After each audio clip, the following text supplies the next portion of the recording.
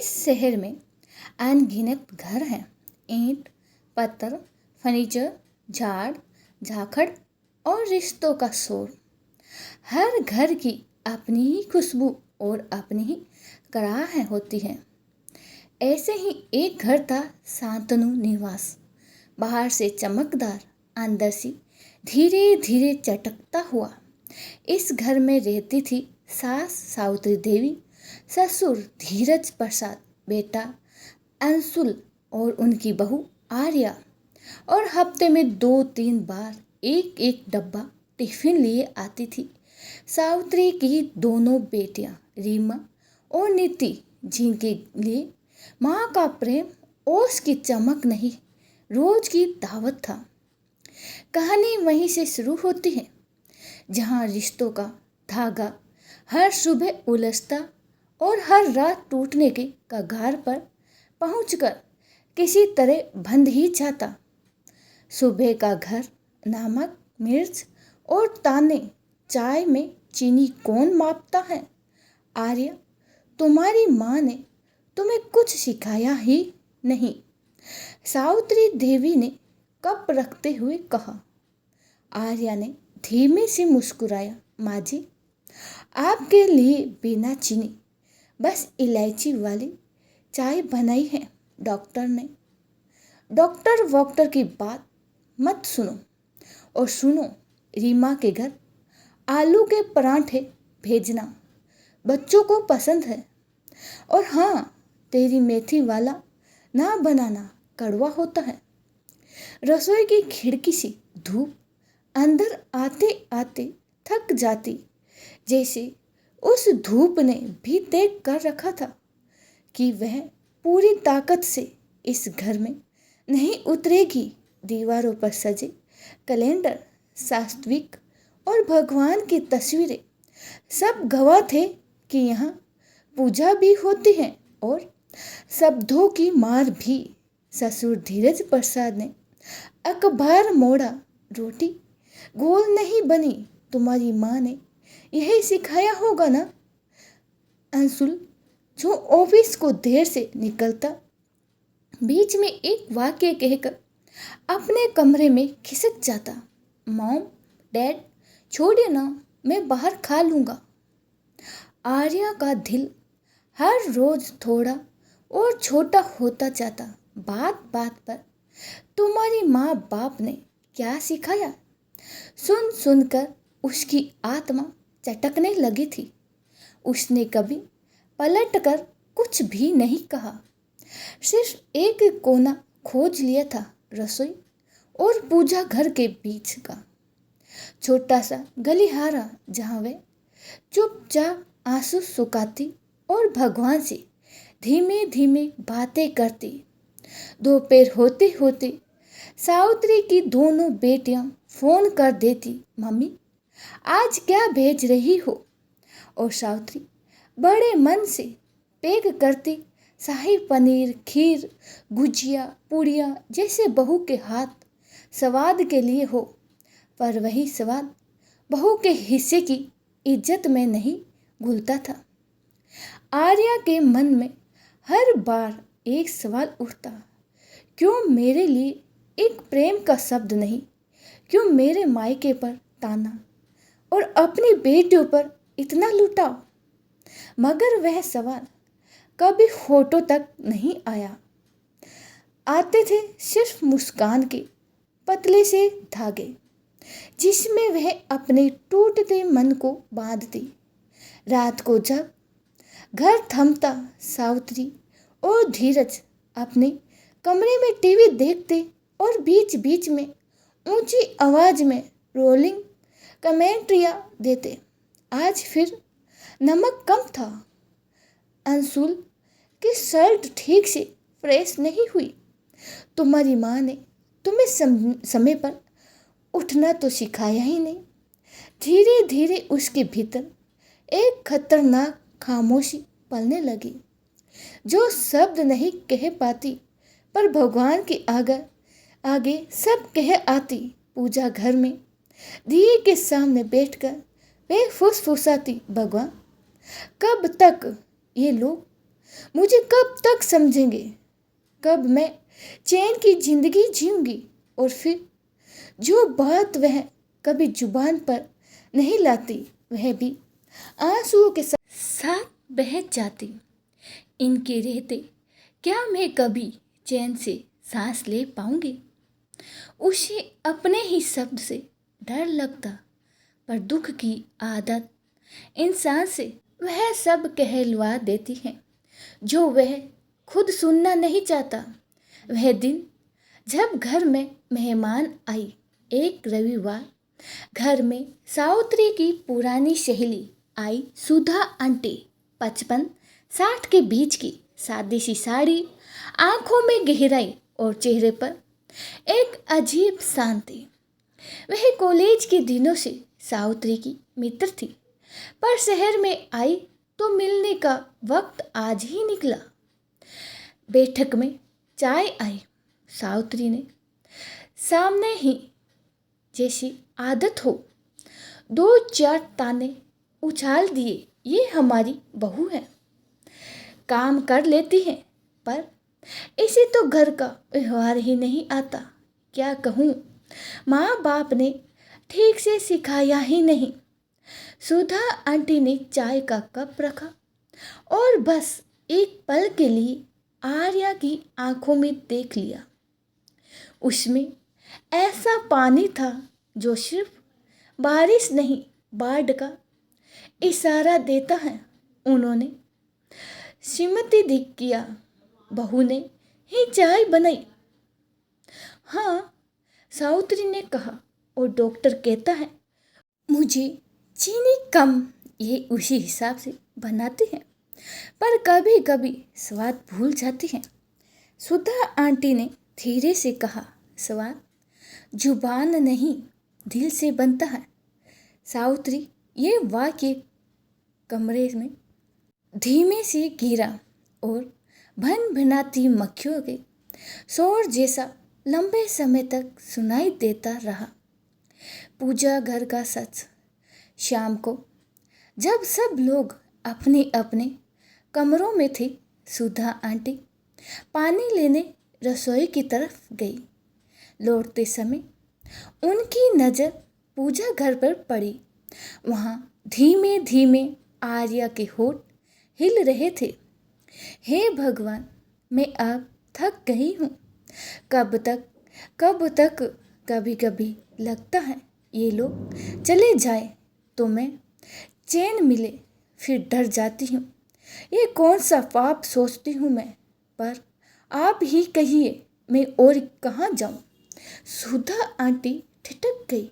ये सुना उन्हें अच्छा नहीं लगा, पर यह सच था। बहुत घरों का सच, जिसे लोग दीवारों से बाहर नहीं जाने देते। उन्होंने धीरे से खंखारा, बेटा पानी चाहिए? आर्या ने घबराकर आंसू पोंछे। जी आंटी, नहीं, मैं ठीक हूँ। सुधा ने बस इतना पूछा, कब से? आर्या के होठ थरथराए। 4 साल, शादी के बाद से।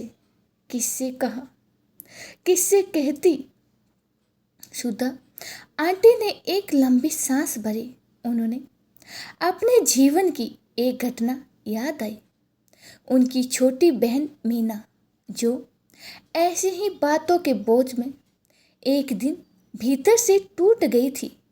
मीना जीवित थी, पर उनके भीतर का आत्मविश्वास मर चुका था। सुधा ने तय किया, इस घर में आज कुछ तो बदलना होगा। कड़वा सच जो दोस्त ही कह सकती है। रात के भोजन के बाद सुधा आंटी ने सबको बैठक में बुलाया। सावित्री, धीरज, अंशुल और आर्या। उन्होंने बिना भूमिका के कहा, सावित्री, मैं दोस्त हूँ, इसलिए कड़वा सच कहूँगी। तुम अपनी बहू के साथ जो कर रही हो, उसे वह भगवान के आगे रोकर तुम लोगों की मौत की दुआ करने लगी है। ये गुस्से की भाषा नहीं है, टूटे मन की चीख है। यह कोई चुगली नहीं है। ये उस घर का आईना है जिसके सामने तुम खड़ी नहीं होना चाहती। कमरे में सन्नाटा, जैसे किसी ने हवा को थाम लिया हो। सावित्री का चेहरा तमतमा उठा। ये क्या कह रही हो सुधा? हमारी बहू? सुधा ने हाथ उठाकर रोका। मैंने सुना है, और अगर तुम कहो तो मैं अभी यहीं छोड़ दूं, पर याद रखना, हर वक्त ताना, हर पल तुलना, उसके माता पिता का अपमान, ये टॉर्चर है।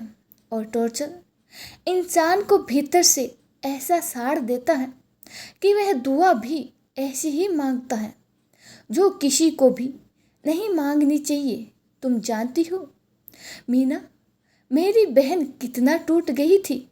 घर वालों ने तो उसे यूं ही भुला दिया। वह जीवित है, पर उसकी आंखें अब किसी पर यकीन नहीं करती। धीरज प्रसाद ने दबी आवाज में कहा, हम तो बस अनुशासन अनुशासन। सुधा के स्वर कस थी। अनुशासन अपमान नहीं होता, सलाह ताना नहीं होता, और प्रेम प्रेम देने से कम नहीं होता, बांटने से तो बढ़ता है। तुम अपनी बेटों को टिफिन भेजकर खुश होती हो, अच्छा करती हो, पर बहू को सामान का टिफिन कब भेजोगी? उसकी माँ बाप का जिक्र कभी प्यार से करोगी? अगर नहीं तो तैयार रहना, तुम्हारे घर की बहू तुम्हारे लिए मुंह बंद काम चालू मशीन बन जाएगी। मशीनें धुआं नहीं देती, और अगर देती है तो उन्हें फर्क नहीं पड़ता कि किसके लिए क्या मांगा। सावित्री की आंखें भर आई। वह पहली बार अपने भीतर झांक रही थी। उसे याद आया वह खुद भी अपनी सास से कैसे डरी डरी रहती थी। उसने कसम खाई थी कि बहू से दोस्ती करेगी। फिर यह क्या हो गया? कब वह वही बन गई जिससे वे खुद डरती थी। सुधा आंटी ने प्रस्ताव रखा, चलो एक प्रयोग करते हैं। 21 दिन, सिर्फ 21 दिन तुम लोग बहू से ताना नहीं बोलोगे, कोई तुलना नहीं, कोई तुम्हारी माँ बाप वाला वाक्य नहीं। जो भी कहना हो तुम नहीं हमसे शुरू करना, और हर दिन एक छोटा सा प्रेम का काम। कभी उसके लिए चाय, और कभी उसके मायके फ़ोन करके पूछना, कभी उसके काम की तारीफ सच्ची।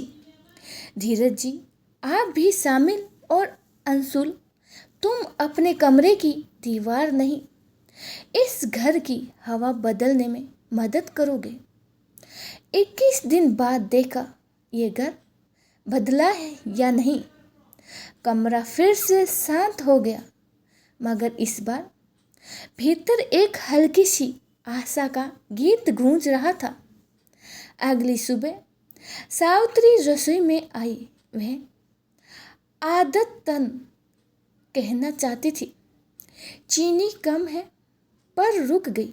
बोली, आर्या आज चाय बहुत ठीक बनी है, धन्यवाद।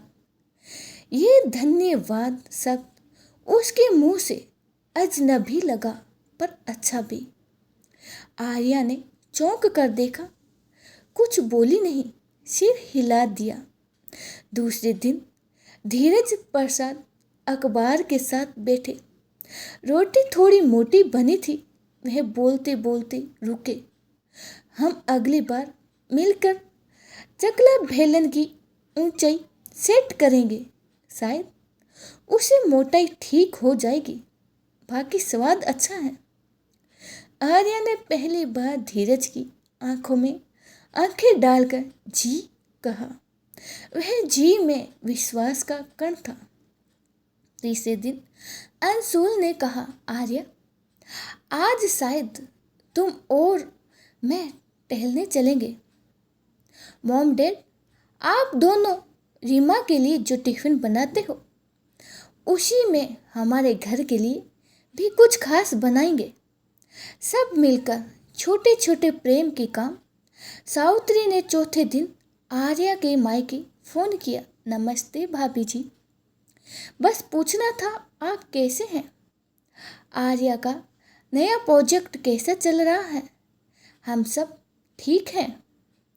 फोन काटते ही आर्या ने हैरानी से देखा। माँ जी, आपने? सावित्री ने मुस्कुराकर कहा, बहू की माँ हमारी भी माँ, पूछ लेना चाहिए। और हाँ, आज शाम तुम्हारी पसंद की लौकी की सब्जी बनेगी, वैसी ही जैसी तुम्हारी माँ बनाती है।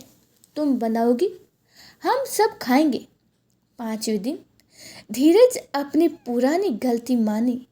मैं ज़्यादा बोल देता हूँ, शायद इस उम्र में भी सीखना चाहिए। अब से मैं तुम्हें बिटिया कहूँगा, अगर बुरा लगे तो मना कर देना। नहीं बाबा। आर्या की आंखें नम थी। अच्छा लगा। 6ठे दिन टिफिन तो बना, पर सावित्री ने रीमा को फोन करके कहा, आज नहीं भेज रही। आने जाने में आर्या पर भार पड़ता है, तुम लोग आकर खा लो। बहू के हाथ का स्वाद सबको मिले। रीमा नाराज हुई। मम्मी, आप बदल रही हैं क्या? सावित्री ने हंसकर कहा, हाँ, शायद मैं बन रही हूँ जो मुझे पहले बनना था। 7वें दिन पूजा घर में आर्या बैठी थी। इस बार उसके शब्द थे, धन्यवाद भगवान, कुछ बदल रहा है। सुधा आंटी फिर आई। उन्होंने देखा दीवारों का रंग तो वही है, पर हवा का तापमान बदल गया है। उन्होंने सबको बधाई दी। तुम लोग कह रहे हो अब अगला कदम माफ़ी है। सावित्री ने उसी शाम आर्या के सामने बैठकर कहा, बहू, तुमसे क्षमा मांगती हूँ। मैंने तुम्हें सालों ताने दिए, तुम्हारी माँ बाप का अपमान किया। मुझे अपनी बेटियों पर गर्व है, पर मैंने यह भूल किया कि तुम भी किसी की बेटी हो। क्या तुम मुझे मौका दोगी? आर्या फूट पड़ी। माँ जी, मैं बहुत थक गई हूँ। मैं भयानक बातें सोचने लगी थी जो मुझे खुद से नफरत करवाती थी, पर पिछले दिनों में कुछ ऐसा हुआ कि लगने लगा है शायद घर सच में ही घर बना सकता है। धीरज ने कहा, मैं भी तुम्हारी पीठ पीछे ये वो कहता था। अब आगे से अगर कोई गलती लगेगी तो हम कहेंगे। ठीक उस रात घर में पहली बार सचमुच की नींद आई। दिन 13 से 17 परीक्षा की दोपहर रिश्ते बदलते हैं तो उनकी परीक्षा भी होती है।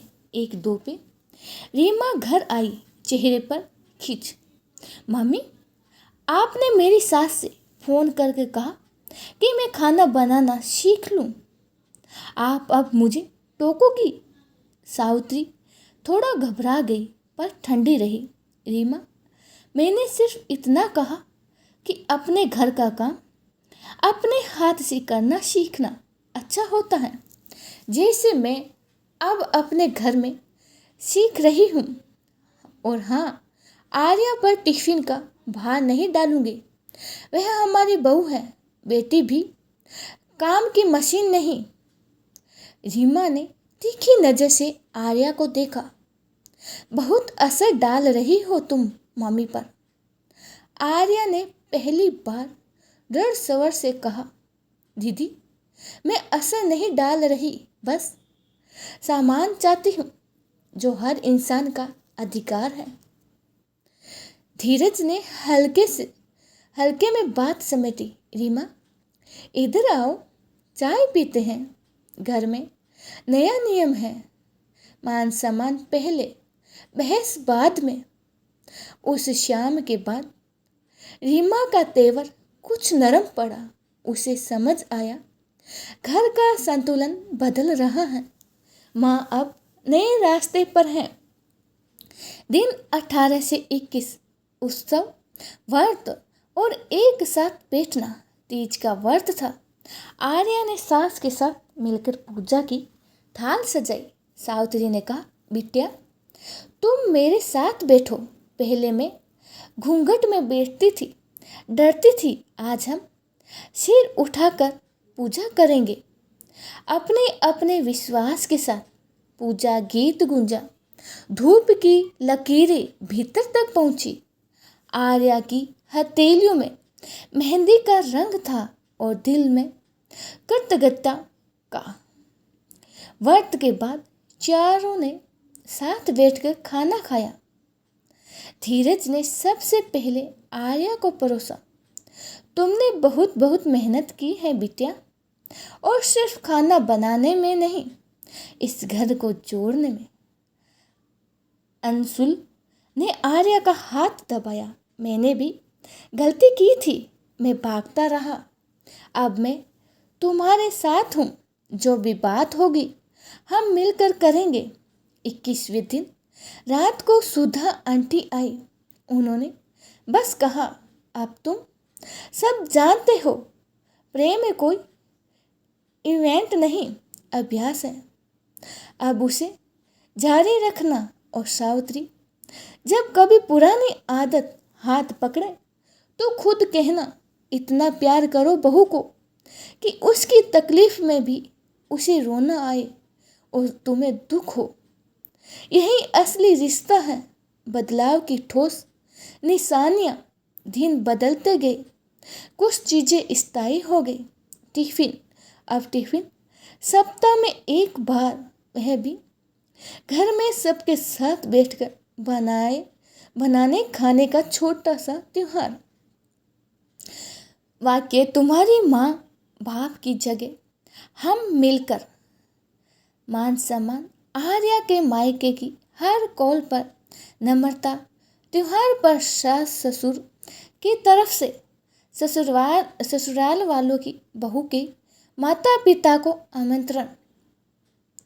घर के काम का बंटवारा। धीरज की सुबह सब्जी काटते सावित्री और आर्या साथ में रसोई। अंशुल रात का बर्तन मशीन में लगाता सुनता। हफ्ते में एक शाम परिवार बैठकर, जिसमें कोई भी बिना डरे अपनी बात कहे। आर्या अब पूजा घर में बैठती तो उसका मन फुसफुसाता, भगवान शुक्रिया, अगर बदलना संभव है तो हर घर में यह उम्मीद जगे। एक अचानक आंधी और सच्ची परीक्षा। सर्दियाँ शुरू हो रही थी जब धीरज को हल्का सा स्ट्रोक आया। घबराहट। इमरजेंसी अस्पताल। कुछ घंटे बहुत भारी थे। आर्या ने ही फाइलें संभाली, डॉक्टर से बात की, दवाइयाँ लाई, बाहर लाइन में खड़ी रही। सावित्री के आंसू थम नहीं रहे थे। मेरे धीरज को कुछ हो ना जाए भगवान। आर्या ने उनके कंधे पर हाथ रखा। कुछ नहीं होगा माँ, आप पानी पीजिए। मैंने सब बात कर ली है, डॉक्टर बोल रहे हैं अभी खतरा टला है। सावित्री ने आर्या का हाथ कसकर पकड़ा। बिटिया, अगर तुम न होती मैं तो टूट ही जाती। 3 दिन बाद धीरज घर लौट आए।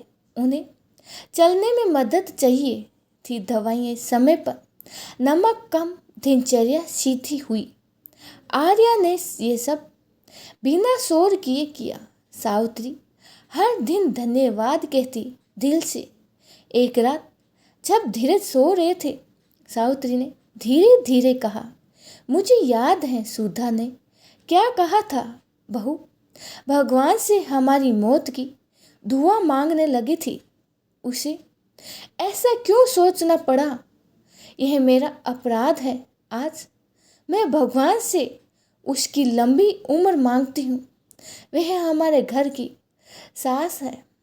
आर्या ने मुस्कुराकर धीरे से कहा, माँ, परिवार बदलते हैं, लोग सीखते हैं।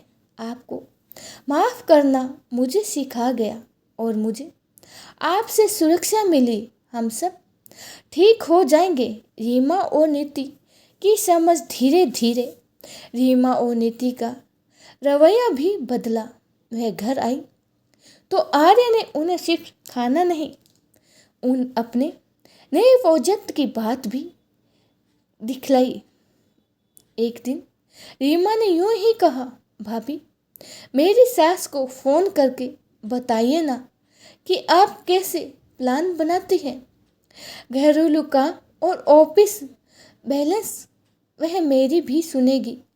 आर्या मुस्कुराई, मैं आपकी भाभी हूँ, सलाहकार नहीं, पर कोशिश करूँगी।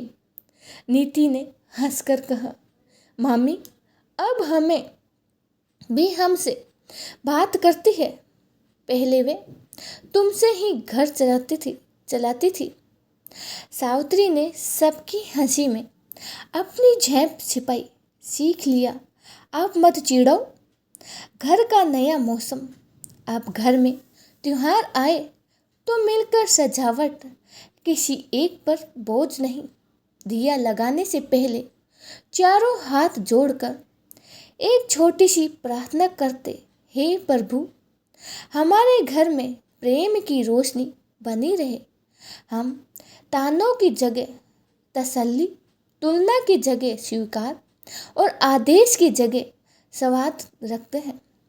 रिश्तों की आवाज़ बदल गई थी, पहले ऊंची अब गहरी, पहले तीखी अब मधुर, और सबसे बड़ा बदलाव आर्या के भीतर की आवाज़। अब वह भगवान से कहती है, मेरे घर का सहारा देने में मैं भी इस घर का सहारा बनना चाहती हूँ। जिन्होंने देखकर कभी मन में काले काले विचार आते थे, आज उनके लिए स्वास्थ्य और लंबी उम्र मांगती हूँ।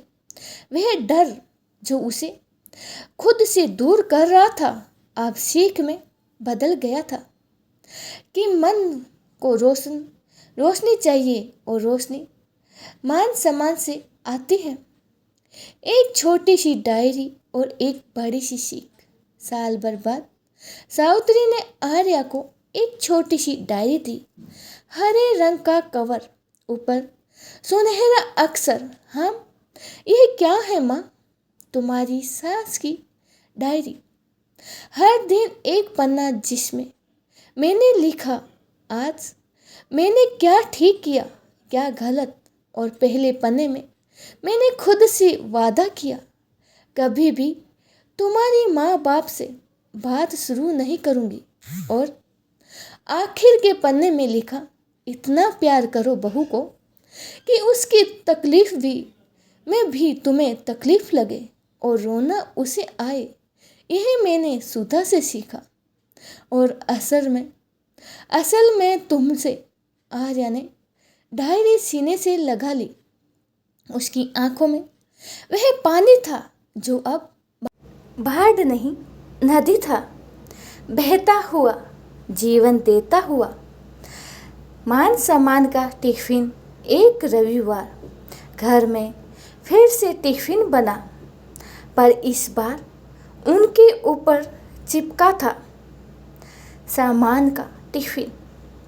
अंदर रखा था गरम गरम परांठे, छोटी कटोरी में अचार और एक छोटा सा card.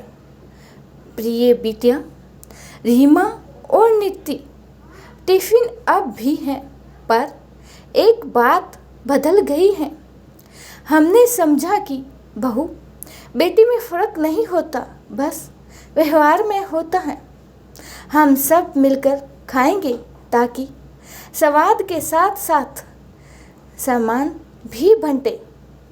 Mummy papa, Anshum, Arya, Reema और नीति ने कार्ड पढ़ा और बिना कहे समझ गए। जब माँ बदलती है, पूरा घर बदलता है। घर वही था, वही दीवारें, वही दरवाजे, वही धूप, पर अब धूप थक कर रुकती नहीं थी, पूरी ताकत से भीतर उतरी। आर्या अब गलिहारों में छुपकर रोती नहीं थी, वह बैठक में हंसती, रसोई में गुनगुनाती और पूजा घर में कृतज्ञता से गीत गाती सावित्री, अब बहू को बहू कम बेटियां ज़्यादा कहती। धीरज अब अखबार मोड़कर सलाह देता, ताने नहीं। अंशुल अब भागता नहीं, साथ चलता। और सुधा आंटी, वह कभी कभी आती, दरवाजे पर खड़ी होकर बस इतनी बात कह जाती, याद है ना प्रेम अभ्यास। इस कहानी का सच किसी एक घर का नहीं, हर उस घर का है जहाँ शब्द नमक मिर्च से ज़्यादा तीखे हो जाते हैं। अगर आपके घर में भी ताने, तुलना और अपमान का धुआं ठहरा है तो एक 21 दिन का प्रेम अनुष्ठान कीजिए। शुरू में अटकेंगे पर धीरे धीरे प्रेम अपने रास्ते बना लेगा। और अगर कभी कभार पुरानी आदतें खींच ले तो बस मन ही मन दोहराइए, इतना प्यार करो बहू को कि उसकी तकलीफ में भी तुम्हें तकलीफ लगे और रोना उसे आए। यही वह प्रेम है जो घर को बनाता है, यही वह सामान है जो रिश्तों की उम्र बढ़ाता है। दोस्तों, आपको ये कहानी कैसी लगी? अगर अच्छी लगी हो तो कमेंट बॉक्स में ज़रूर बताना। जय श्री कृष्णा, राधे राधे, शुभ रात्रि। मिलते हैं एक छोटी सी कहानी के साथ, तब तक के लिए जय श्री कृष्ण।